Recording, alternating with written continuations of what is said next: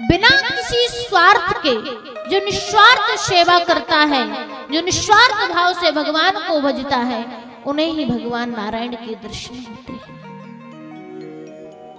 ऐसे भाव रखने वाले व्यक्तियों के मन में जो भक्ति जागृत होती है, जो भक्ति वो करते हैं, वो चाहे फिर मन से हो, तन से हो या फिर धन से हो।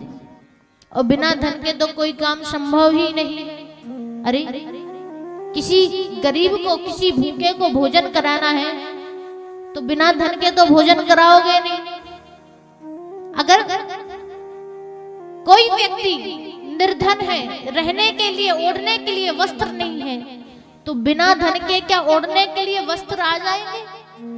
तो बिना धन के तो कोई कार्य संभव ही नहीं है।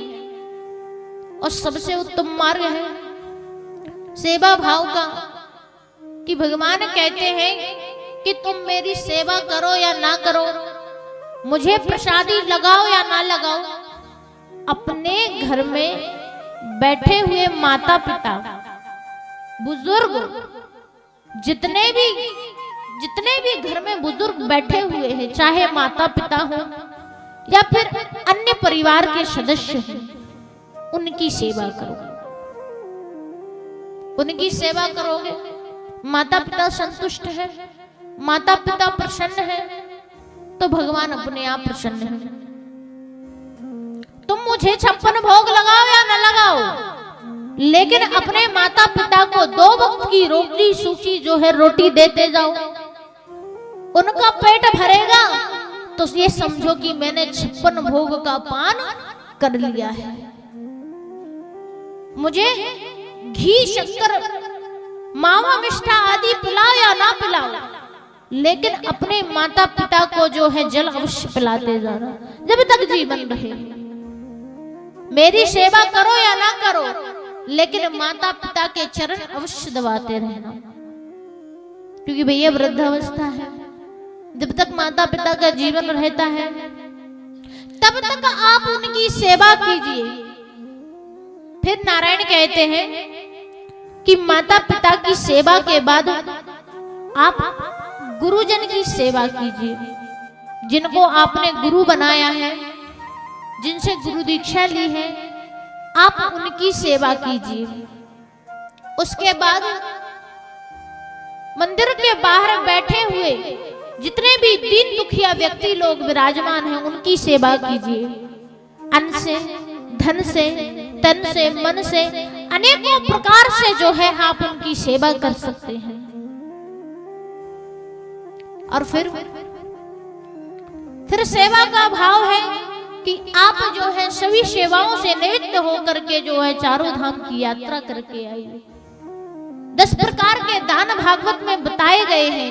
उन 10 प्रकार के दानों पर आप जो है किसी प्रकार का भी दान कर सकते हैं। आपके पास जिस प्रकार की श्रद्धा है, कि कोई उच्च वर्ग का है, किसी के पास अटूट धन संपत्ति है, कोई मध्यम वर्ग का है और कोई निम्न वर्ग का है, किसी के पास अनेक प्रकार की संपत्ति है, तो किसी के पास लक्ष्मी थोड़ी सी है, तो किसी के पास है ही नहीं। लेकिन जिनके पास लक्ष्मी नहीं है, धन नहीं है, तो उनका मन है, और जिनके पास धन है, संपत्ति है, उनके पास मन नहीं है, क्योंकि भैया देने वाला तो सबसे बड़ा माना जाता है और लेने वाला सबसे छोटा।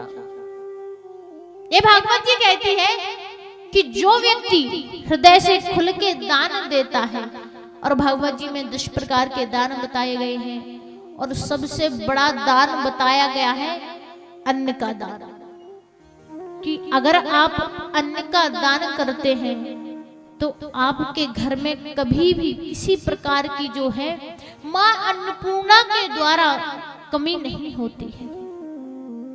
आप अगर धन का दान करते हैं तो मां लक्ष्मी की कृपा आप पे बरसती है। अगर आप भूमि का दान करते हैं तो आपकी 4 गुना भूमि जो है बढ़ती है। अगर आप छत्र का दान करते हैं तो कभी भी, कितनी भी अनेक प्रकार की कठिनाइयां आ जाएं, आपके ऊपर जो है ठाकुर जी की कृपा रहती है। जो पादुकाओं का दान करता है, चप्पल का दान करता है, उनके मार्ग पर कभी भी किसी भी प्रकार का कष्ट नहीं आता है। और दान तो अनेकों प्रकार के हैं कि सोने का दान है, चांदी का दान है, कमंडल दान है, लेकिन उत्तम दान माना गया है अन्न का दान। फिर आता है धन का दान। दान की बात करें तो देखिए, दान ऐसा दीजिए कि जब आप एक हाथ से दान करते हैं तो दूसरे हाथ को पता ना लगे।